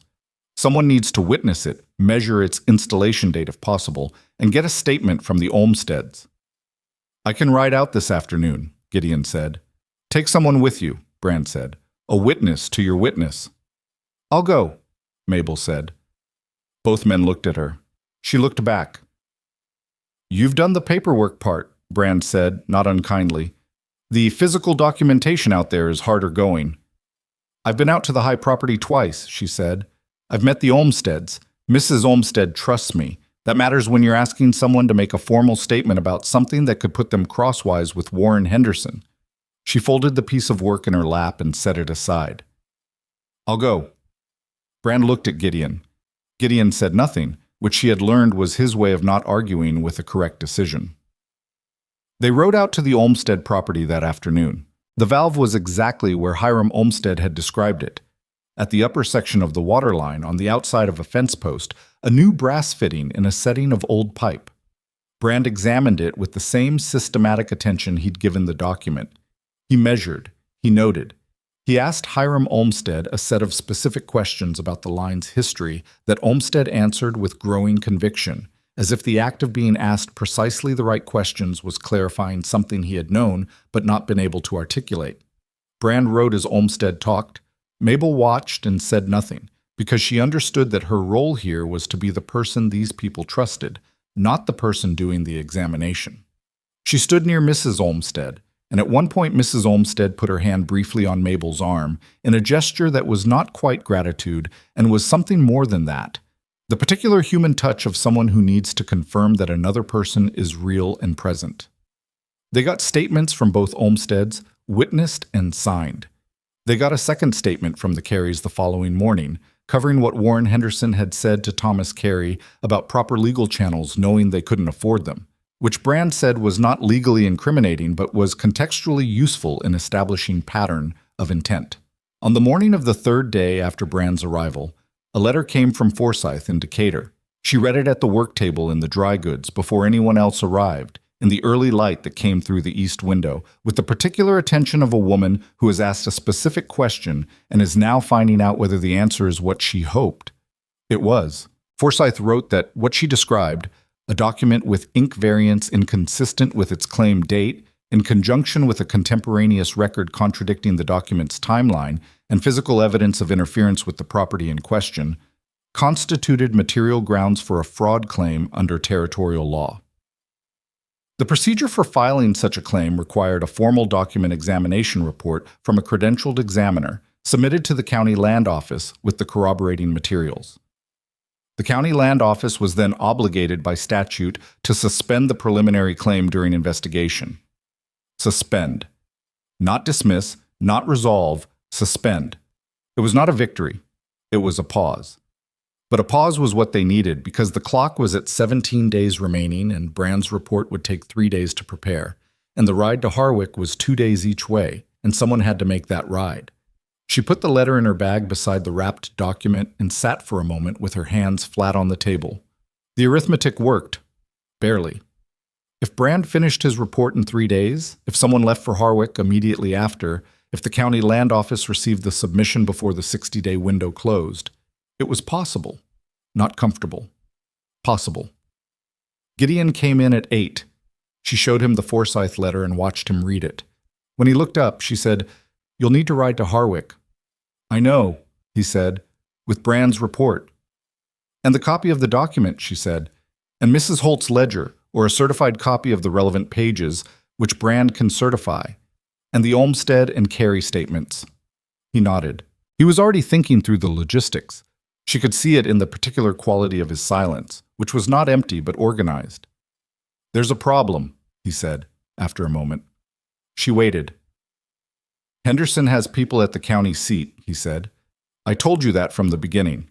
If I ride into Harwick and file a fraud challenge against him, his connection there will know about it within hours of my arrival, before I can get back here." He looked at the window. "He'll have time to move against the Olmsteds before I can do anything about it." She had thought about this. What can he do to the Olmsteds in 2 days that he hasn't already done? "The valve," Gideon said. "He knows we know about it. If he removes it before anyone official sees it, we lose the physical evidence. Brand has documented it formally," she said. "Notes, measurements, his signed examination findings." "In a dispute," Gideon said, "a document that says a valve existed is weaker than the valve itself." He was right. She hated that he was right, but he was.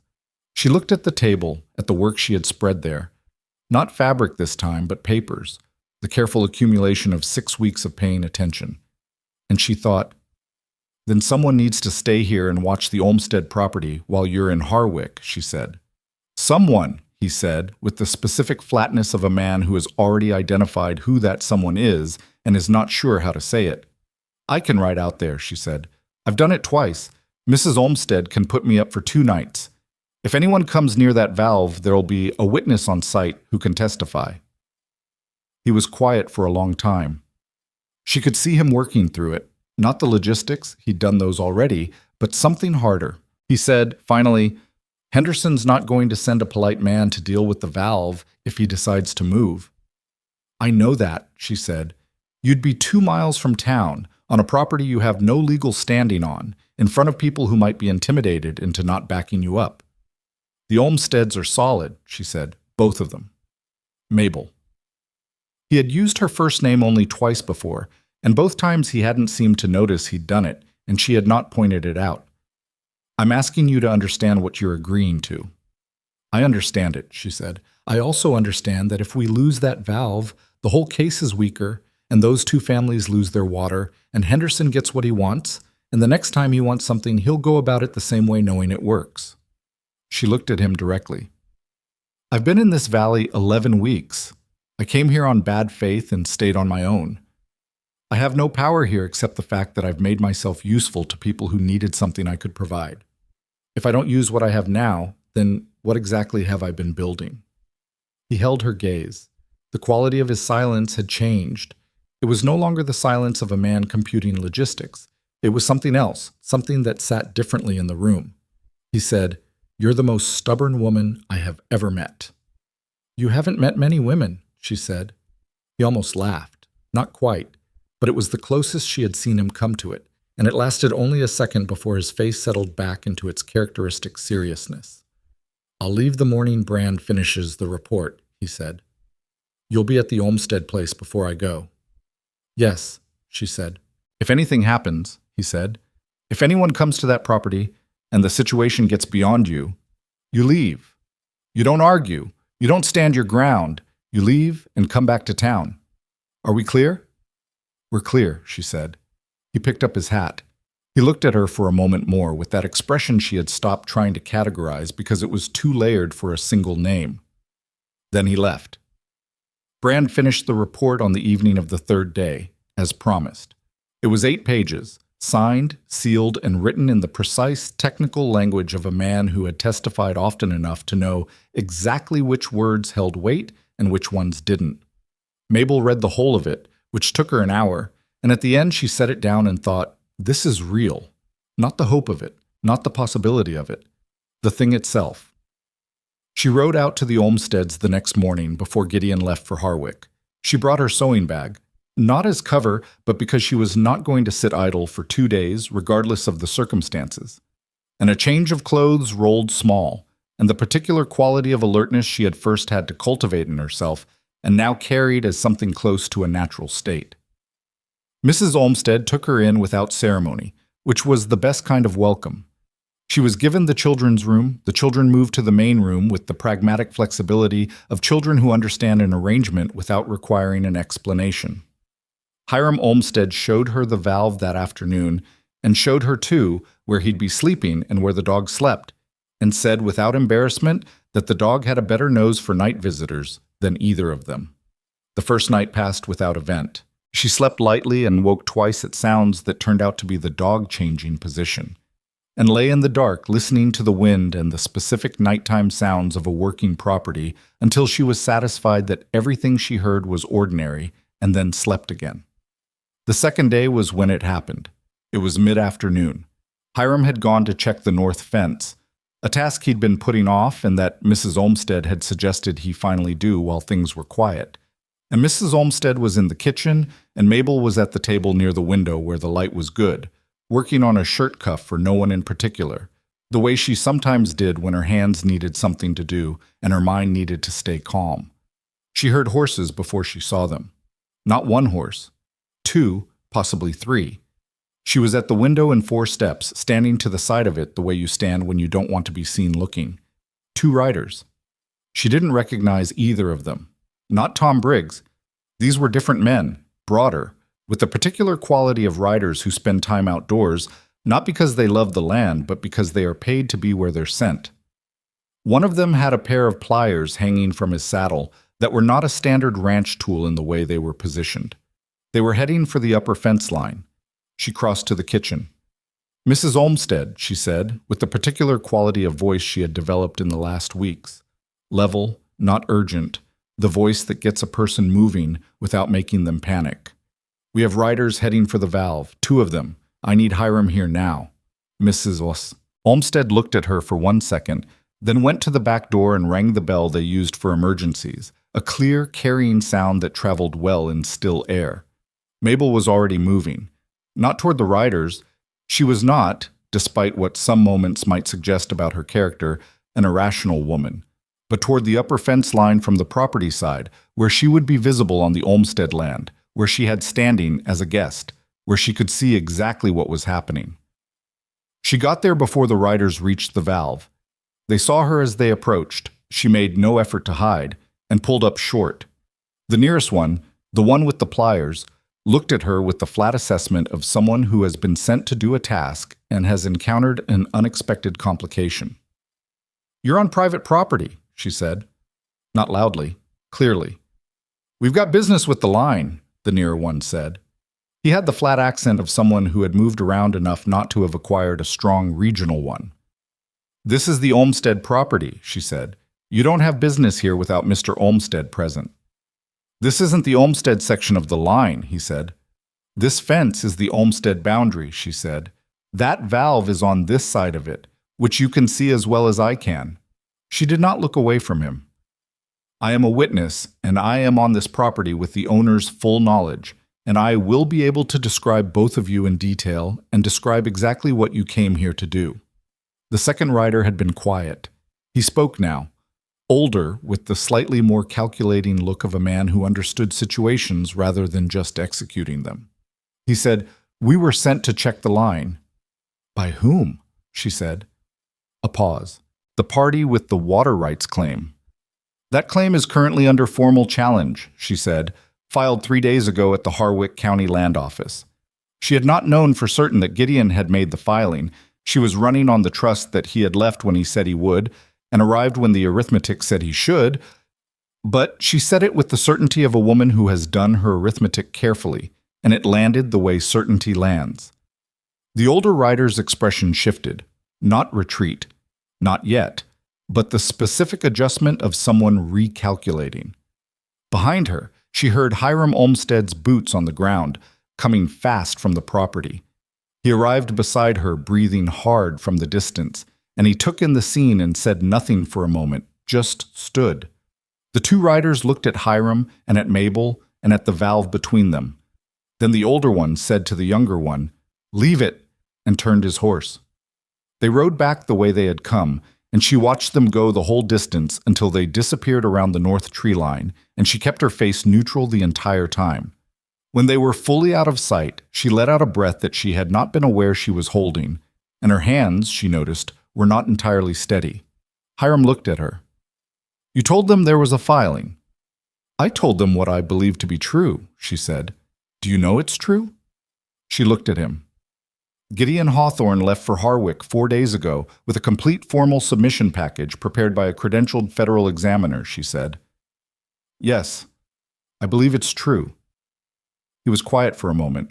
Then he said, "You weren't scared." She picked up her sewing bag from where she'd set it at the fence line. "I was scared the whole time," she said. "I just didn't show it." She went back to the house. She sat down at the table and put her hands flat on the surface and let them shake for approximately 2 minutes, and then she poured herself a cup of water and drank it and picked up the shirt cuff and went back to work. Gideon came back on the 6th day. She was at the dry goods. She had returned to town the morning after the riders, once it was clear they weren't coming back, and she was at her corner when she heard the particular quality of attention shift in the store that meant something was happening outside. Mrs. Holt went to the window and said, "It's Hawthorne," with the specific tone of someone reporting something they're relieved about. He came in with road dust on him and the look of a man who had been riding hard for 2 days on insufficient sleep and was not going to mention any of it. He found her corner and sat down. She looked at him. "Well?" "Filed," he said. "Received and stamped. The preliminary claim is suspended pending investigation." He reached into his coat and produced a document. A receipt from the county land office, official, stamped, dated 4 days ago. He put it on the table in front of her. She looked at it for a moment, then she looked at him. "The investigator they're sending is from the federal land office," he said. "Not a county appointment. Henderson's connections at the county level don't reach the federal office." She absorbed this. "When?" 3 weeks, he said. "Maybe 4. She nodded. She looked at the receipt again. She was aware of something large and complicated moving through her. Not triumph, because the investigation wasn't done and nothing was resolved, and because triumph was a feeling that came after, not before, but something real nonetheless. The specific weight of having done a thing that mattered and not having dropped it. "The riders came," she said. He looked at her sharply. She told him about the afternoon at the Olmsted property, keeping it factual, describing what she'd done and what she'd said and the outcome. When she finished, he was quiet for a long time. "You told them the filing had been made," he said. "Yes." "When you didn't know for certain." "I knew what I knew about you," she said. "I used it." He looked at her with that expression she had stopped trying to name. He said, "You could have left. When you saw the riders, you could have stayed in the house." "I could have," she said. He picked up the county receipt from the table and folded it and held it for a moment without saying anything. Then he set it back down in front of her. "Keep that," he said. "You've earned it more than I have." She picked it up. She folded it once, carefully, and put it in the inside pocket of her coat, next to the letter from Forsyth and the 30 cents she still kept separate. Outside, Black Pine Valley went about its business.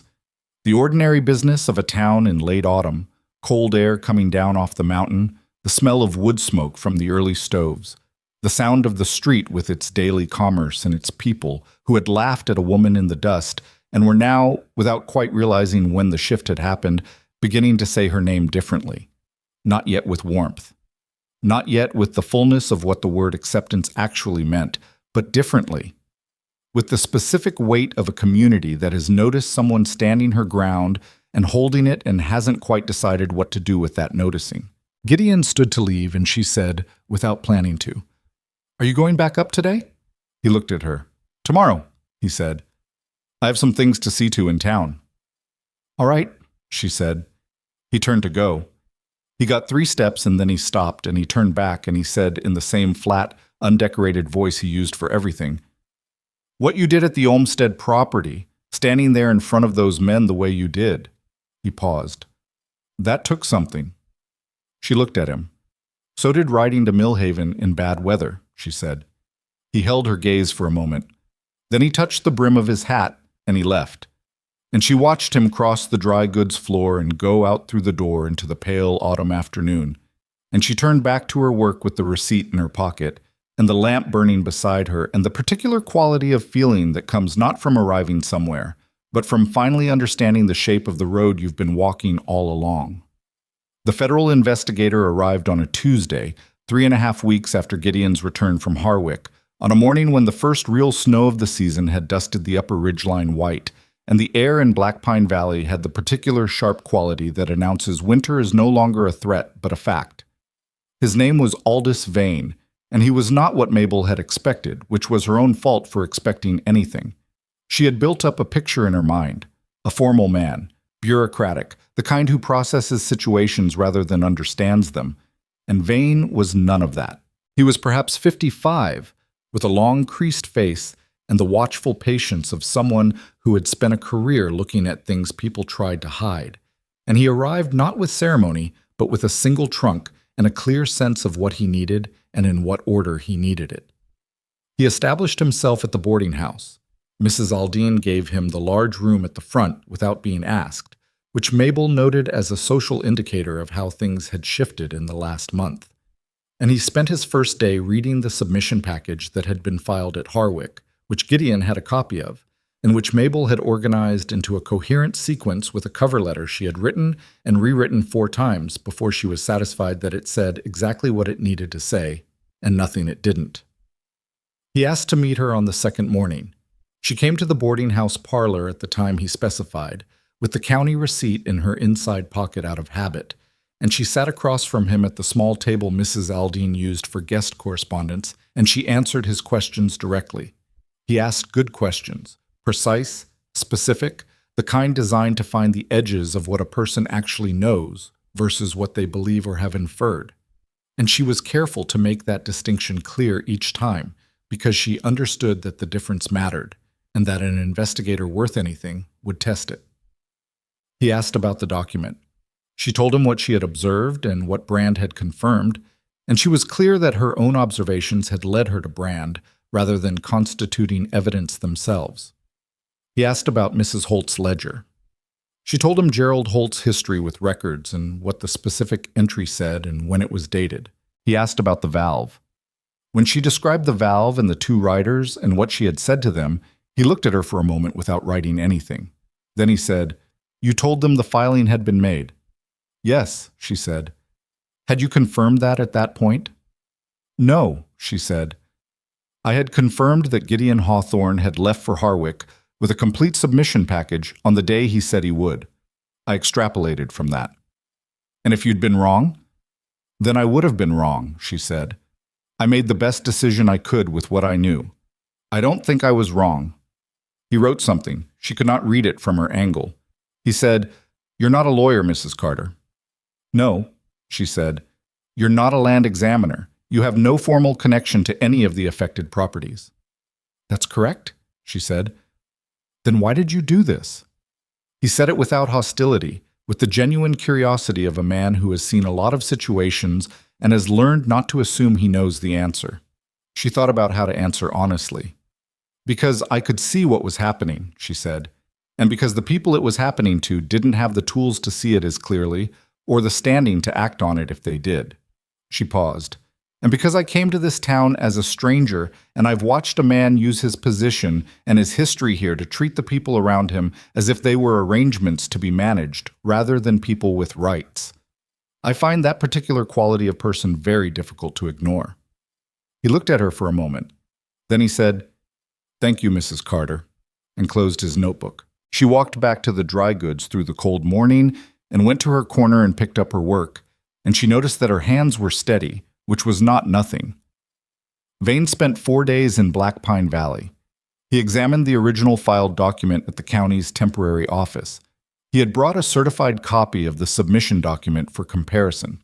He met with Brand, who had stayed in town at Gideon's request, and the two men spent an afternoon in close examination that no one outside the room was privy to. He went to the Olmsted property and examined the valve himself. He spoke to the Careys, to Hiram Olmsted, and to 3 other longtime residents whose names Mabel did not know, but who appeared in Mrs. Holt's husband's ledger in connection with water-related transactions from the early years of the Valley's settlement. He did not speak to Warren Henderson during those 4 days. Henderson was aware of the investigation. The whole town was, in the particular way small towns know things, the information moving through it like water finding channels. And whatever Henderson was doing with that awareness, he was doing it quietly. Tom Briggs had not been seen. The 2 riders who had come to the Olmsted property had not been seen again.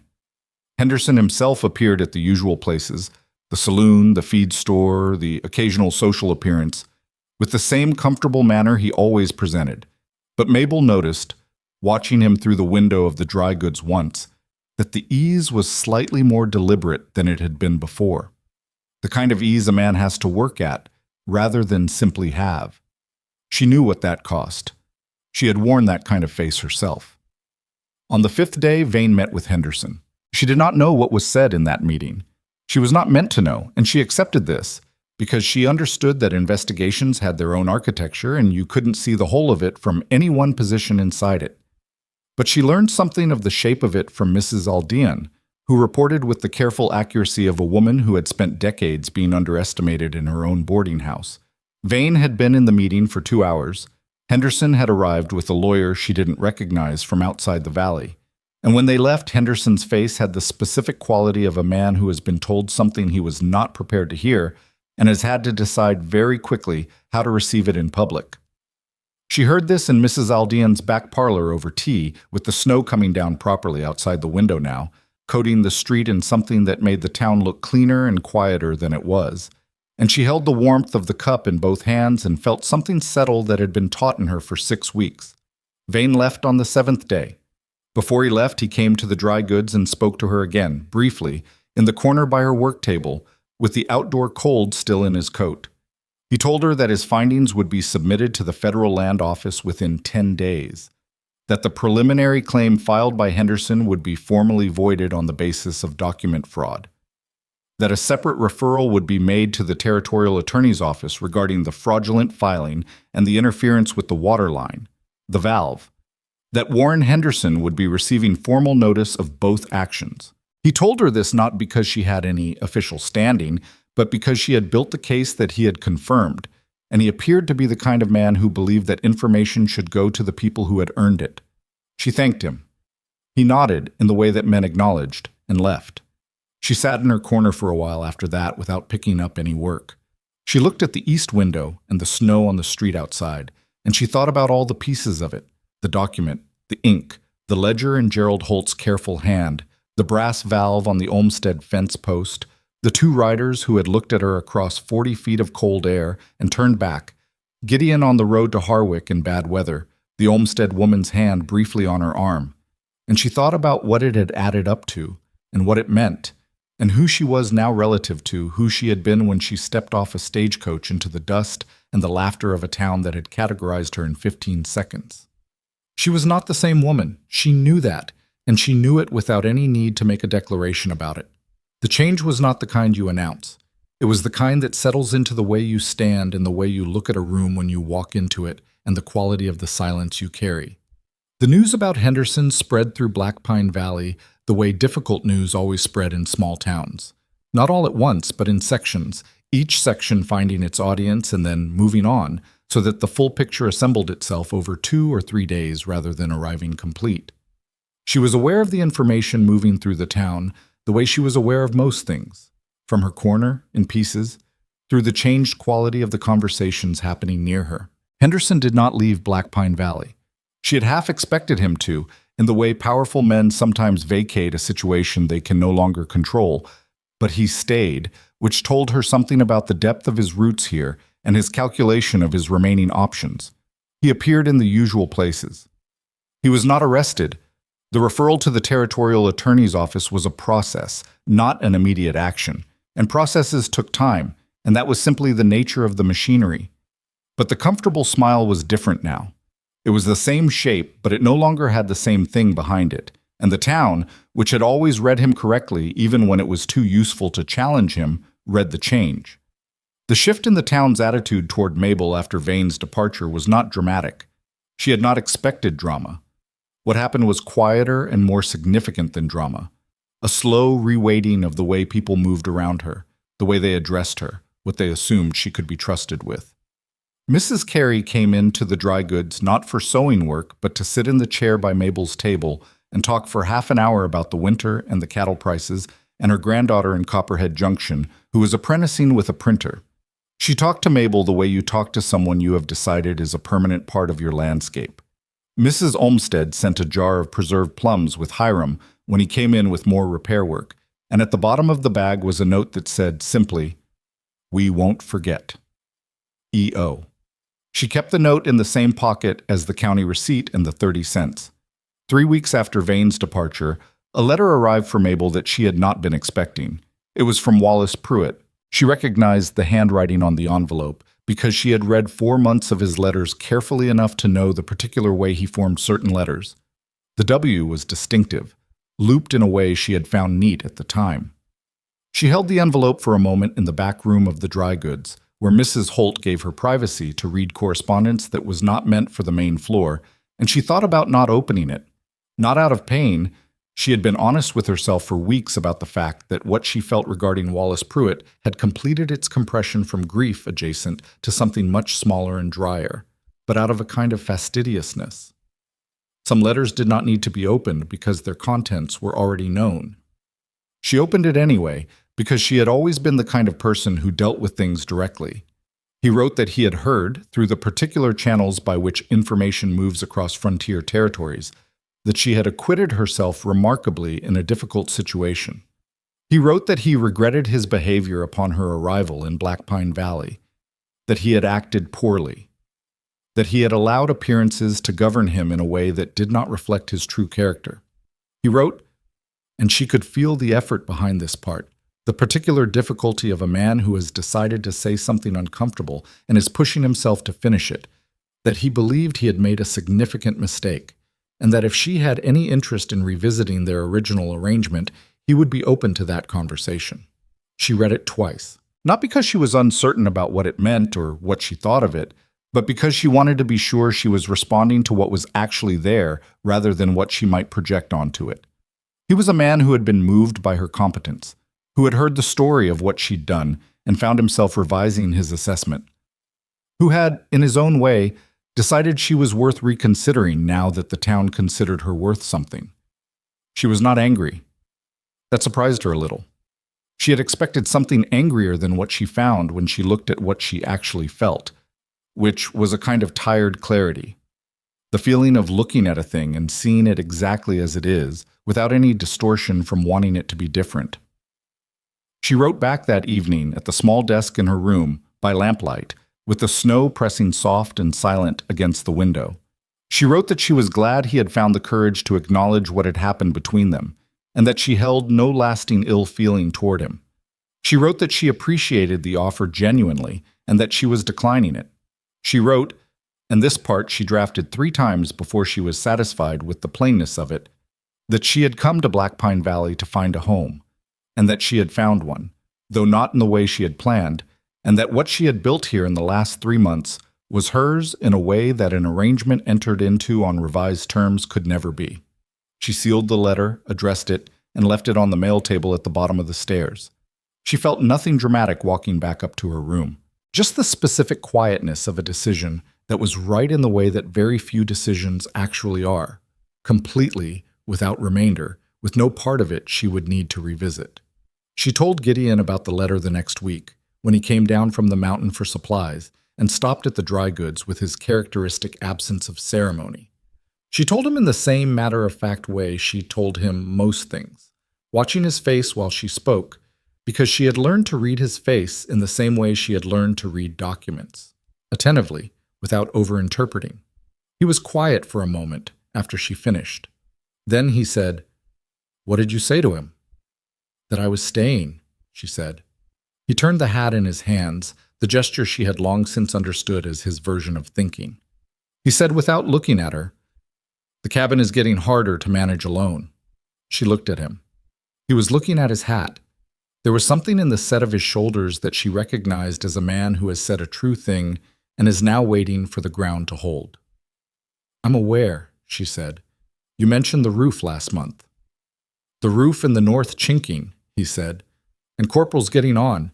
He's not much use at night anymore. His hearing's going." He paused. "I'm not asking about the dog." "I know you're not," she said. He looked up then, and they held each other's gaze across the work table with all the accumulated weight of 3 months of straight answers, and hard rides, and early mornings, and the specific kind of trust that builds not from warmth, but from repeated evidence of character under pressure. And she thought, "This is nothing like what I thought I was coming here for." And then she thought, "That seems about right." "I'd need to keep the sewing work," she said. "I'm not giving that up." "I wouldn't ask you to," he said. "Mrs. Holt needs someone." "And I'd need my own room," she said. "At least at the beginning. I don't make arrangements based on hope." "That's fair," he said. "And I have opinions about things," she said. "I am not going to stop having them." "I noticed," he said with the almost smile. She looked at him for another moment. Then she said, "Let me think about it." He nodded, in the way that said he understood that "let me think about it" from her was not a deflection but an actual statement of what she was going to do, which was think carefully and arrive at a decision based on what the thinking produced rather than on the feeling in the moment. She thought about it for 4 days. She thought about it at the work table, and in the evenings at the edge of the northern road, and in the long mornings before town woke up fully, lying in the room that had started as a 2-night rental and become something else. She thought about the mountain and the cabin and the practicality of the arrangement and the impracticality of the feeling that had been building in her since approximately the moment a man she had never spoken to called Wallace Pruitt a fool in the tone of a man reporting a weather fact. She thought about what she actually wanted, not what she had come here wanting. That plan belonged to a different woman, the one who had packed one suitcase and written careful letters and built a future on paper that hadn't survived its first contact with reality. She thought about what she, as she actually was now, wanted out of the years ahead of her. She wanted the work. She wanted the usefulness she had found and built here, the specific satisfaction of being competent at something that mattered to people and being known for it. She wanted the view from the North Road in the evenings, the ridgeline against the sky. She wanted, more than she had let herself acknowledge, to not be alone in the particular way she had been alone for a very long time. Not the loneliness of solitude, which she could manage, but the loneliness of never being known by anyone who had seen her at full measure. Gideon Hawthorne had seen her at full measure. He had watched her read a document by lamplight and ride a horse up a mountain and face down men at a fence line and write letters to lawyers in Decatur, and he had not found any of it surprising, which was the strangest and most significant thing anyone had done for her in years. She went to the dry goods on the 5th morning and waited for him, because she had learned his schedule well enough to know he would come in on Fridays when he was between mountain tasks. He came in at 9:30 with cold on his coat and looked at her immediately, the way he always came through the door looking immediately in the direction of her corner. She said, "Yes, but on the terms I said." He looked at her for a moment. The almost smile was fuller this time. Not a full smile. He was not a man who did full smiles easily, but fuller than she had seen. He said, "The terms you said." "The sewing work," she said. "My own room. My opinions." "All 3, he said. She nodded once. He nodded once. It was not a romantic scene in any way that would have satisfied a person looking for one, and that seemed entirely appropriate for 2 people who had arrived at this point through the accumulation of examined documents and bad weather and straight answers rather than through any softer route. Mrs. Holt, from somewhere behind the fabric bolts, made a sound that was emphatically not a cough. They were married in December, in the small ceremony of 2 people who had no family in the valley and no interest in performance. Mrs. Aldean and Mrs. Holt stood as witnesses. Brand had already returned to Millhaven, but sent a letter that arrived the week before, which Mabel read to Gideon over supper one evening, characteristically concise, saying that he was glad the matter had resolved correctly and that he hoped they'd have no further need of him, which he meant as a compliment. The Olmsteads and the Careys came, The children underfoot, the kitchen at the boarding house briefly overcrowded in the way of people who are glad to have a reason to be in the same room. There was no grand moment. There were small ones, which she had come to prefer.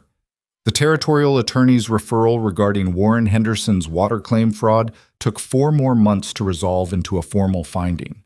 She was not involved in that process beyond having provided the original materials, and she did not follow it obsessively because she had understood from the beginning that the machinery of legal consequence moves on its own schedule and cannot be hurried by wanting. When the finding came, a formal ruling of fraudulent filing, with Henderson required to pay restitution to the county land office and the affected parties, and a formal reprimand entered against him in the territorial record. She read about it in a letter from Vane, who had taken the trouble to write to her directly with the outcome. She read the letter at the table in the cabin, which she had been rearranging in small ways since December, not to impose herself on the space, but to make it something that 2 people lived in rather than 1. The north chinking had been redone. The roof had been repaired properly before the worst of the winter. Corporal had died in January, quietly, in his sleep, and Gideon had been more affected than he showed, and she had let him be affected without making him perform through it. She folded Vane's letter and put it in the box she kept her important papers in. The county receipt, the letter from Forsyth, the note from Mrs. Olmsted, the 30 cents, which she had never spent and had transferred to the box sometime in November for reasons she did not examine too closely. She kept the sewing work.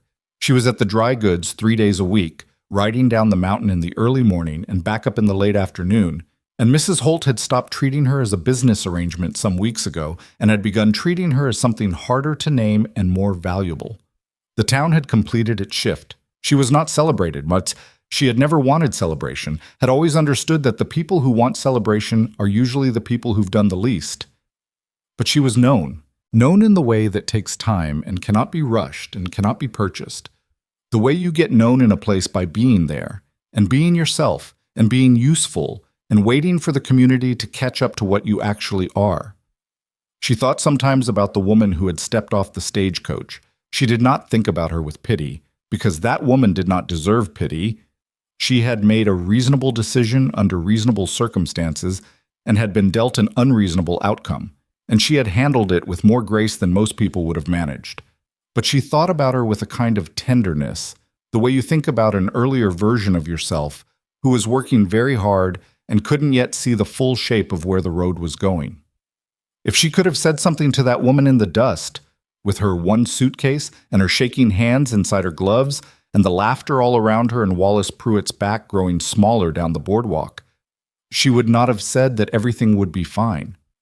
That was not something you could promise, and she had never been a person who dealt in comfort over accuracy. She would have said, "You are not what they see. You never have been. And the work of this life is not convincing them of that.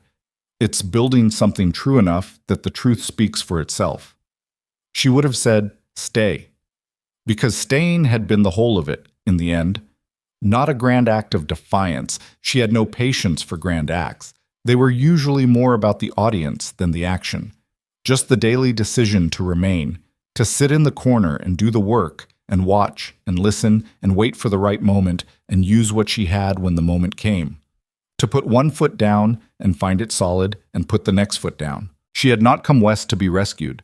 She had not found Gideon Hawthorne because the world had decided she deserved a reward for her suffering.